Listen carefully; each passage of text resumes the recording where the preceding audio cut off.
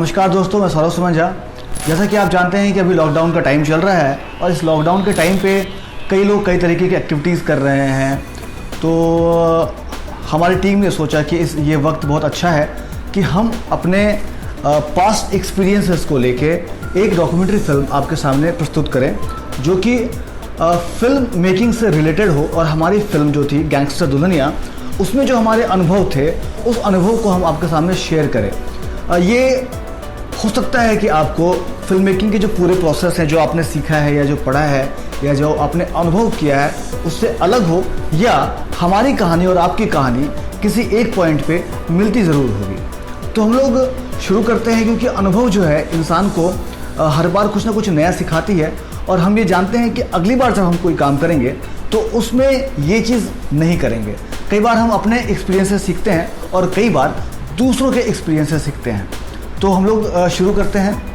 तो इससे पहले मैं बता दूं, मेरा नाम सौरभ सुमन झा है और मैं पिछले 10 सालों से थिएटर और फिल्म में बहुत एक्टिवली पार्टिसिपेट कर रहा हूं। और हम लोगों ने जब ये शुरुआत की थी कि आखिर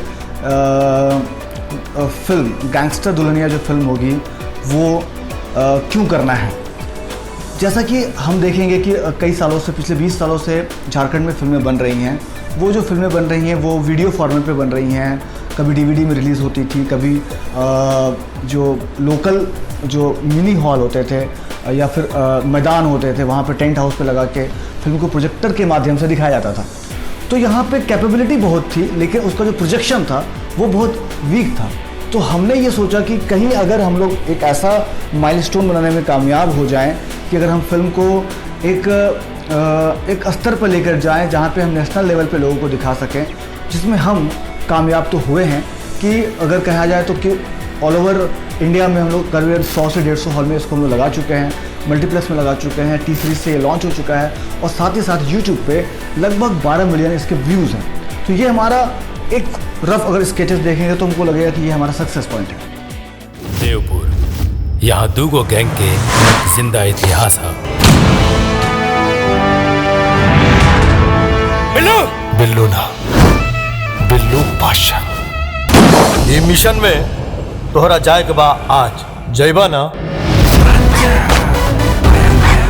अपना देश के अपराध और भ्रष्टाचार से मुक्त करावे खातिर देवपुर तक का देवलोक जाके भी अपन जान दे सके।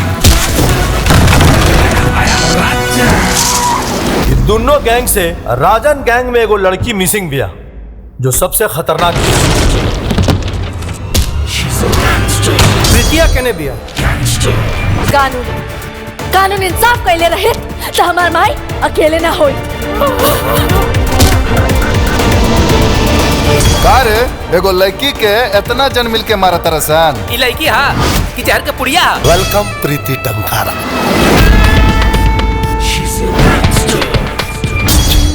अपना गलती के एहसास हो गए या हमरा के खुला चैलेंज दे रहा, लगा भोले शंकर का जयकारा।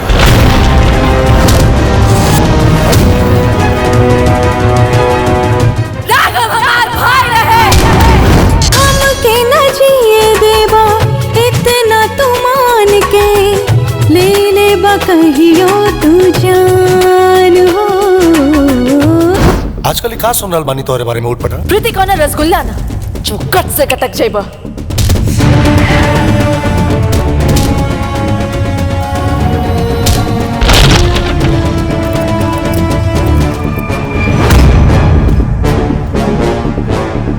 तो चलिए हम थोड़ा सा पीछे जाते हैं कि आखिर हमारा ये जो प्रोडक्शन हाउस है GR8 फिल्म्स वो क्या है। नमस्कार, मेरा नाम कुमार विवेक है। हमारी फर्म का नाम GR8 फिल्म्स है। ग्रेड फिल्म्स भी इसे हम लोग बुलाते हैं। और ये एक सब्सिडरी कंपनी है ग्रेड डिज़ाइंस की। और GR8 फिल्म्स जो है उनका मेन जो जॉब प्रोफाइल है उसमें डॉक्यूमेंट्री है, शॉर्ट फिल्म है, फीचर फिल्म है जो कि हम लोगों ने हाल में किया है, म्यूज़िक वीडियोज़ है और कॉर्पोरेट फिल्म्स है। ये सब हम लोग GR8 फिल्म्स के बैनर के अंडर में हम लोग बनाते हैं। झारखंड में फिल्म मेकिंग का आइडिया काफ़ी पहले से था, लेकिन शुरुआत कहाँ से करनी है और कैसे करनी है इसका ज़्यादा वो नहीं हो पा रहा था हमें, मतलब कि मैनेज नहीं हो पा रहा था कि कहाँ से शुरू करें, कहाँ पे ख़त्म करना है। झारखंड गवर्नमेंट ने 2015 में सब्सिडी अनाउंस की, झारखंड गवर्नमेंट ने। तो वो देखते हुए हमें लगा कि अगर हमारी टीम GR8 फिल्म्स अगर अब फिल्म नहीं बना पाएगी तो फिर शायद कभी नहीं बना पाएगी। और हमारे पास टीम था, हमारे पास थोड़ा बहुत नो हाउ था हमारे पास, तो हमें लगा कि ये राइट टाइम है, राइट अपॉर्चुनिटी है कि हम लोग इस वेंचर पे हम लोग आएँ। तो इसलिए हम लोगों ने झारखंड में ये फिल्म बनाई। और झारखंड इसलिए क्योंकि हमें पता है कि लोकेशंस कहाँ है, क्या है, और टू स्टार्ट विथ आपको अपने शहर से ही स्टार्ट करेंगे तो ज़्यादा बेहतर रहेगा। ये सारा कुछ सोच के हम लोगों ने झारखंड में फिल्म बनाने का फ़ैसला किया। किसी भी प्रोजेक्ट को करने से पहले आपके पास टीम, मैन पावर बहुत बड़ा एक फैक्टर होता है। और ये कि जब हम लोगों ने GR8 फिल्म्स की स्थापना की थी, जब हमने इस कंपनी को इस्टेब्लिश किया था, तो शुरू से ही मेरे दिमाग में था कि ऐसे लोगों को लेके आऊँ जिनके साथ हम लोग काम करें, जो जिनकी फ्रीक्वेंसी मिलती हो, जो कि एक जैसा सोच सकते हैं, एग्जीक्यूट कर सकते हैं, लेकिन सबका स्किल सेट अलग अलग हो। हमारी टीम के जो सबसे मुख्य जो किरदार थे वो सौरभ सुमन झा हैं, जो कि हमारी फिल्म के डायरेक्टर हैं। और वैसे ही करके जो मार्केटिंग और प्रमोशन के लिए मार्केटिंग के लिए सुखविंदर सिंह, कुमार विशाल, जो कि स्ट्रॉन्ग पिलर बोल सकते हैं, वो थे यहाँ पे। और उसके बाद फिर बहुत सारे लोग हैं, वर्षा सिंह हैं, उदय भगत हैं, जो कि PRO थे। और जैसे जैसे हम लोग इस इंटरव्यू में आगे बढ़ेंगे वैसे वैसे मैं और लोगों का भी नाम मैं लूँगा, जो कि जिनका बहुत बड़ा योगदान रहा है ये एज ए टीम है इस फिल्म को बनाने में। Role of a film director, तो उसका चयन करना बहुत इम्पोर्टेंट था। तो जो कि मैंने इस फिल्म को करने से 4-5 साल पहले ही मैंने कर लिया था कि अगर डायरेक्टर होगा तो यही बंदा होगा। अब हुआ ये कि मैं इसे जानता नहीं था, सौरभ को मैं जानता नहीं था, और एक फिल्म फेस्टिवल में एज अ ऑडियंस में गया हुआ था। वहाँ पे मैंने एक शॉर्ट फिल्म एक देखी, मिला कि नहीं यार, ये तो इस फिल्म का कैमरा एंगल और इसका फ्लो और इसका एडिटिंग वगैरह सारा ठीक ठाक है। और तो फिर जब फिल्म फेस्टिवल जब एंड हुई तो फिर मैंने देखा कि उस पर्टिकुलर फिल्म को बेस्ट शॉर्ट फिल्म का अवार्ड मिला। फिर अचानक हम लोग रास्ते में कहीं मिले और मुझे याद था कि ये बंदा सौरभ है, ये अच्छा काम किया था। तो मैंने उससे बुलाया, इनवाइट किया अपने ऑफिस में कि आप हमारे ऑफिस में आइए, हम लोग साथ मिलकर कुछ कर सकते हैं शायद। तो इस तरह से हम लोग वो पहला इंटरेक्शन था, और मैं समझ गया था कि अगर करेगा तो वो सौरभ ही कर सकता है। जमशेदपुर में अगर कोई कर सकता है तो सौरभ कर सकता है। तो GR8 फिल्म्स के तहत हमने प्लान किया कि आखिर फिल्म कौन सी बनाई जाए, आखिर उसका लैंग्वेज क्या होगा। तो जब लैंग्वेज की बात आई तो पहले आए कि भाई संथाली में करते हैं। तो मेरी संथाली उतनी मैं फिल्म कट नहीं हूँ, मैं समझता नहीं हूँ, तो वहाँ दिक्कत हो सकती थी। फिर जाके अगर हम लोग नागपुरी करते तो उसका मार्केट उतना बड़ा नहीं था।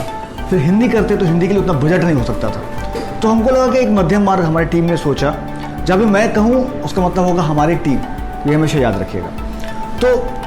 तो हम लोगों ने वो प्लान किया कि भोजपुरी में करते हैं तो हम लोग मैनेज कर पाएंगे। हमें लगा कि अगर झारखंड पॉलिसी जो है वो रीजनल लैंग्वेज को सपोर्ट करती है, और हिंदी फिल्म में बजट काफ़ी ज़्यादा होता, like starting from star cast to shooting and location और मार्केटिंग, और वो देखते हुए हमें लगा कि अगर हम रीजनल फिल्म बनाते हैं भोजपुरी लैंग्वेज में तो हिंदी फिल्म के मुकाबले इसमें खर्च कम आएगी, और इसका जो रीच जो है भोजपुरी फीचर फिल्म का वो पैन इंडिया है मोर और लेस।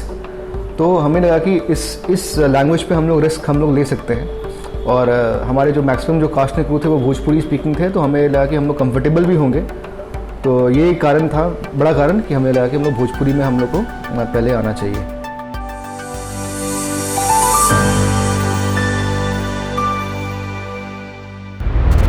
तो कंसेप्ट पे आते हैं। तो सबसे पहले कंसेप्ट जो था, अभिषेक श्रीवास्तव जी हैं, जिनका ये कंसेप्ट था कि गैंगस्टर बेस्ड एक फीमेल की कहानी है, जो कि फिर वो उसको शादी करना रहता है, फिर वो कैसा उस चीज़ में कैसे वो शादी और अपने काम को लेकर कैसे बैलेंस बनाती है।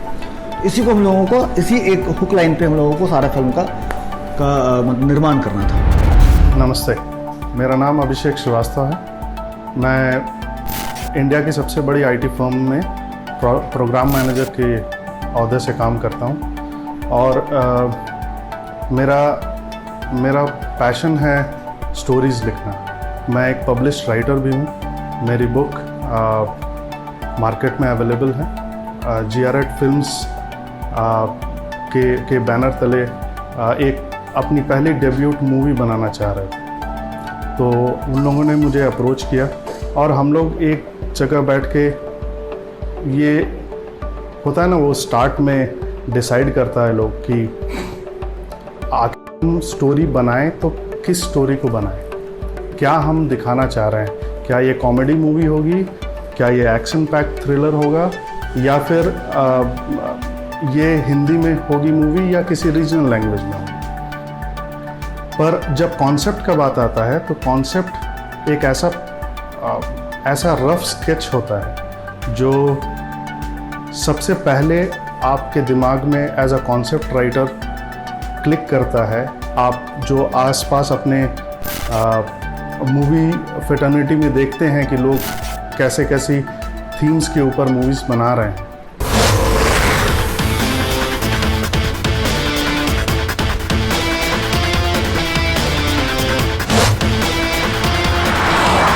मेरा जो ये कॉन्सेप्ट एडवाइस करने का जो फॉर्मूला था वो बस था केवल एंटरटेनमेंट। मेरे दिमाग में सबसे पहला ख्याल यही आया था कि बीट ये हिंदी मूवी हो या फिर रीजनल मूवी हो, एंटरटेनमेंट में आप कॉमेडी भी रखते हैं, एंटरटेनमेंट में आप एक्शन भी रखते हैं, एंटरटेनमेंट में आप ड्रामा भी रखते हैं।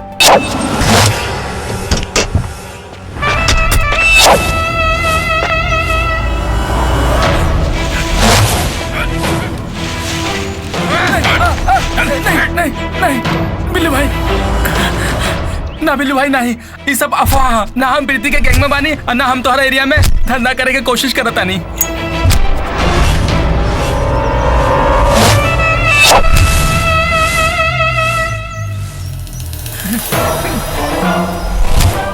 बिल्लू ना, बिल्लू बादशाह। अपना नाम के आगे बादशाह खाली चिप्पी लगावे खातिर नहीं खी लगावले।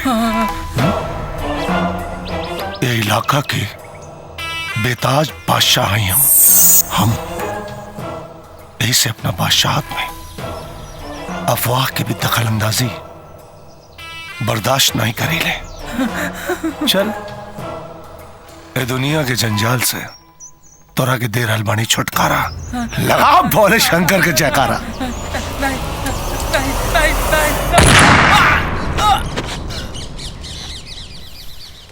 सभी जैसे हीरो हीरोइन और इन सब का एक कैरेक्टर ग्राफ अच्छा होना चाहिए। डायरेक्टर सौरभ सुमन झा को मैं पहली बार जब मिला था तब इस मूवी के लिए हम ट्रेलर की शूट कर रहे थे। उस समय हमारे दिमाग में एक रफ आइडिया था कि एक कैसा कॉन्सेप्ट होगा। उस समय से ही मैं और सौरभ काफ़ी अच्छे दोस्त बन गए थे। और वो होता है ना कि क्रिएटिविटी फील्ड के लोग, एक वेवलेंथ वाले लोग एक जगह आ ही जाते हैं।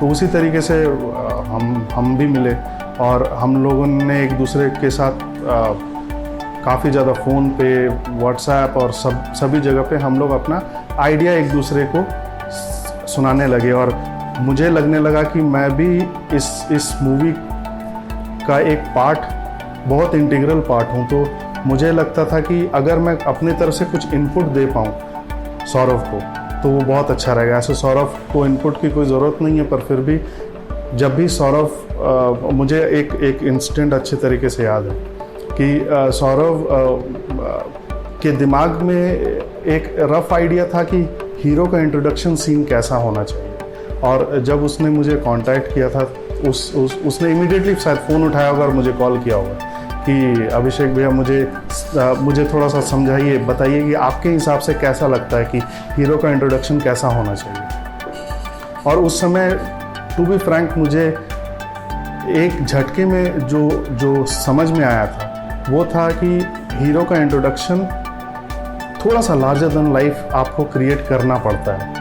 वो होने से ऑडियंस को काफ़ी ज़्यादा बल मिलता है और आपका एक हीरो का एक स्टैचू बनता है। तो आप आगे क्लिपिंग्स में देखिएगा ही कि हीरो का जो इंट्रोडक्शन सीन था वो हमने किस तरीके से किया था। हमने कोशिश किया था कि उसको 3-4 एंगल से शूट करें और उसका ऑरा जो था वो एक हैंडसम हंग की तरह हम दिखाना चाहते थे। आया आया आया राजा, आया राजा, आया आया आया आया राजा, आया राजा,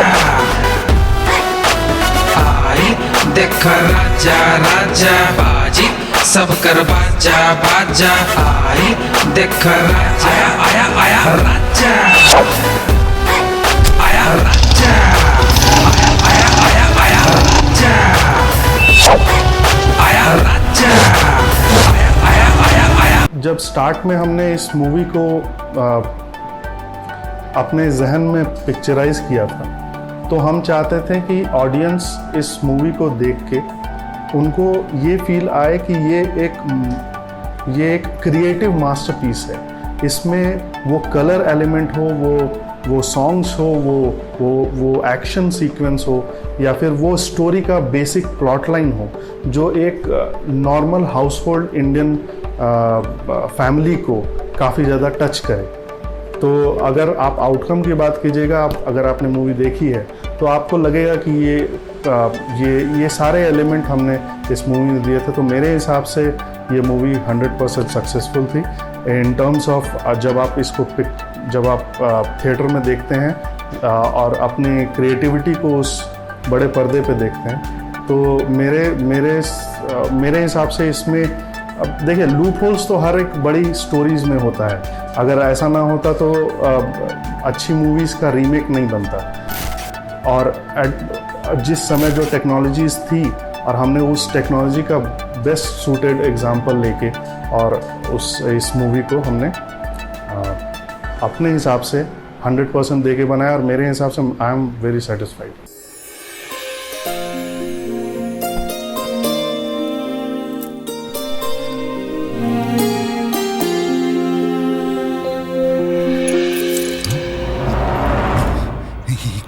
असली का ना नकली है। तब तक ठीक बा। हम तो फालतू है कि डर गई नहीं। अच्छा छोड़ा कोनो बात नहीं है।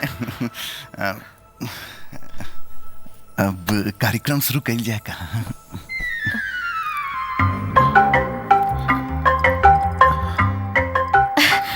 सुनी ना, हमरा के गर्मी लगा था, हम चेंज करके आवा था नहीं। ठीक बा? ठीक बा।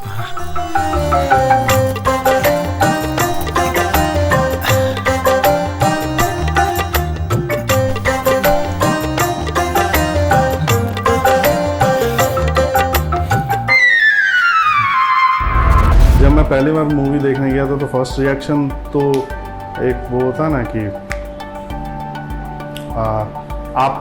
आप कुछ कर जाते हैं और फिर आपको लगता है कि क्या हमने ही ये किया है। तो वही फीलिंग था जब सभी का स्टार्टिंग में नाम आ रहा था और मैं थोड़ा भावुक था, मैं भावुक आदमी हूँ। तो सभी का नाम देख के मुझे ऐसा लग रहा था कि काश मैं सभी को कैप्चर कर पाऊँ अभी तुरंत। और ये वो मोमेंट हो सकता है कि लाइफ में दोबारा कब मिलेगा नहीं पता, लेकिन जो वो मोमेंट था वो स्पेशल मोमेंट था, वो हमेशा स्पेशल रहेगा।